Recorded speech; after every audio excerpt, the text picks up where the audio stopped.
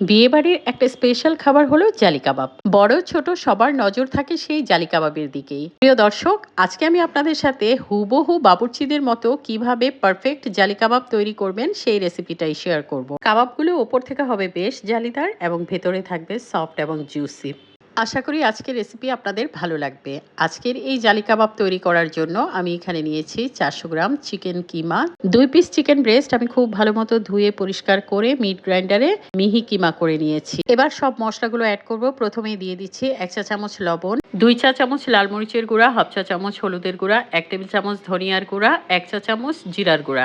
এখানে আছে 1 চা চামচ গরম মশলার গুঁড়া, হাফ চা চামচ কালো গোলমরিচের গুঁড়া, 5 থেকে 6টা কাবাব চিনি গুঁড়ো করে দিয়ে দিয়েছি। 1 কাপের মতো পেঁয়াজ কুচি দিয়ে দিচ্ছি আর স্বাদ অনুযায়ী কাঁচামরিচ কুচি দিয়ে দিয়েছি। পেঁয়াজ বেরেস্তা দিয়ে দিচ্ছি হাফ কাপের মতো। হাফ কাপ করে ফ্রেশ ধনেপাতা এবং পুদিনা পাতা কুচি দিয়ে দিচ্ছি।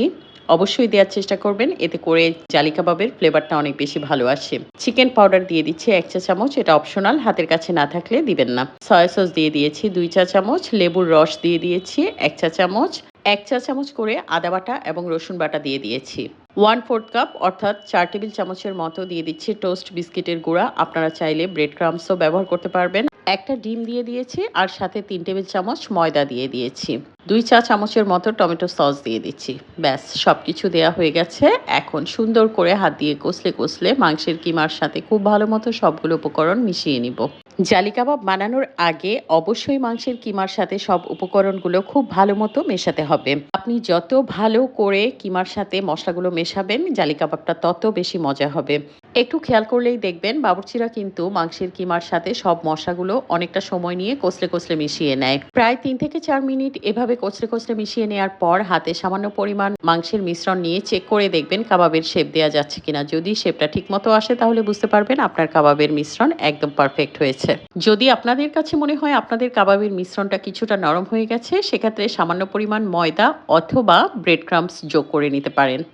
আজকের এই কাবাবগুলো কিভাবে সংরক্ষণ করবেন সেই পদ্ধতিটাও আমি আপনাদের দেখিয়ে দিব। জালি কাবাব তৈরি করে দীর্ঘদিন ফ্রিজে রেখেও আপনারা খুব সুন্দর করে খেতে পারবেন।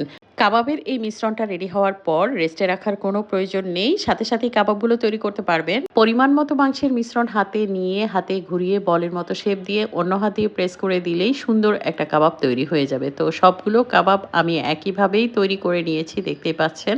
এখন এই কাবাবগুলোকে আমি ব্রেড ক্রাম্বসে কোট করে নিব। অন্যান্য কাবাব তৈরির ক্ষেত্রে আগে ডিমে ডুবিয়ে কিংবা ময়দার গোলায় ডুবিয়ে তারপর ব্রেড ক্রাম্বসে কোট করা হয়, কিন্তু জালি কাবাবের ক্ষেত্রে আগে ব্রেড ক্রাম্বসে কোট করে নিতে হয়। তৈরি করে রাখা সবগুলো কাবাব আমি এপিট ওপিট করে হোয়াইট ব্রেড ক্রাম্বসে ভালো মতো কোট করে নিচ্ছি। ব্রেড ক্রাম্বসে কোট করে নেওয়ার পর আপনারা চাইলে এই কাবাবগুলোকে ফ্রিজে সংরক্ষণ করতে পারেন। সংরক্ষণ পদ্ধতিটা আমি আপনাদের দেখিয়ে দিচ্ছি।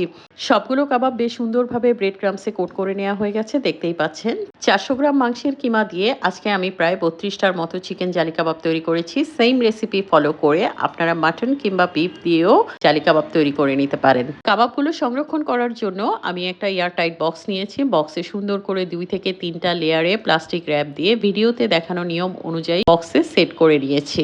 এবার এই কাবাবগুলোকে আমি ডিপ ফ্রিজে রেখে দিচ্ছি। প্রায় 2 মাসের মতো সংরক্ষণ করা যাবে। আপনারা চাইলে জিপলক ব্যাগে ভরেও এই কাবাবগুলোকে সংরক্ষণ করতে পারবেন। চলুন এবার আমি আপনাদের দেখিয়ে দিচ্ছি কিভাবে এই জালি কাবাবগুলো ভাজতে হবে। একটা বোলে 2টো ডিম সামান্য পরিমাণ লবণ দিয়ে ফেটিয়ে নিচ্ছি।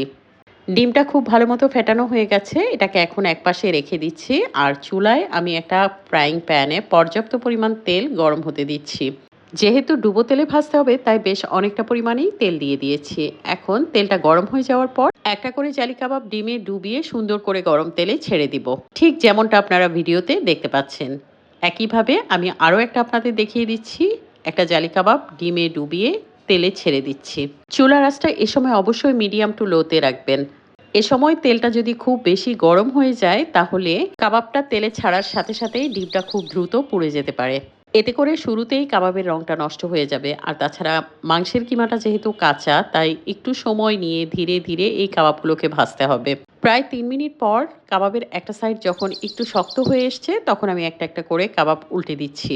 ফ্রিজে সংরক্ষণ করে রাখা কাবাবগুলো ভাজার ক্ষেত্রে আপনারা ফ্রিজ থেকে বের করে 10 মিনিট বাইরে রেখে দিবেন। তারপর এরকম ডিমে ডুবিয়ে ডুবো তেলে মিডিয়াম টু লো হিটে সময় নিয়ে ভেজে নিবেন।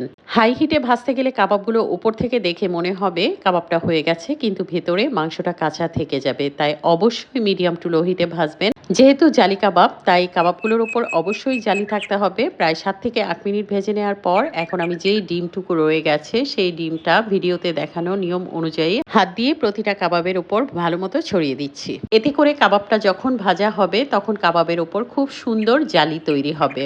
এবার কাবাবগুলোকে আমি উল্টে পাল্টে আরও প্রায় 2 থেকে 3 মিনিটের মতো ভেজে নিব। প্রিয় দর্শক, দেখলেন তো খুব সহজে কিভাবে ঘরে জালি কাবাব তৈরি করা যায়। আমার আজকের এই জালি কাবাব রেসিপি যদি আপনাদের ভালো লাগে তাহলে অবশ্যই একটা লাইক দিয়ে কমেন্টে জানাবেন আপনাদের কেমন লেগেছে। যদি রেসিপি আপনাদের কাছে খুব সহজ এবং উপকারী মনে হয় তাহলে শেয়ার করে নিজের টাইমলাইনে রেখে দিতে পারেন, যেন পরবর্তীতে ভিডিও দেখে নিজেরা তৈরি করে নিতে পারেন। কাবাবগুলো ভাজতে ভাজতে যখন এরকম গোল্ডেন ব্রাউন কালার হয়ে এসছে তখন সবগুলো কাবাব তেল ঝরিয়ে তুলে নিয়েছি। মাশাআল্লাহ, দেখতেই পাচ্ছেন কতটা লোভনীয় এবং কতটা সুন্দর হয়েছে কাবাবগুলো দেখতে। গরম গরম পরিবেশন করতে পারেন যে কোনো ধরনের রাইসের সাথে কিংবা বিকেলবেলা স্ন্যাক্স হিসেবে।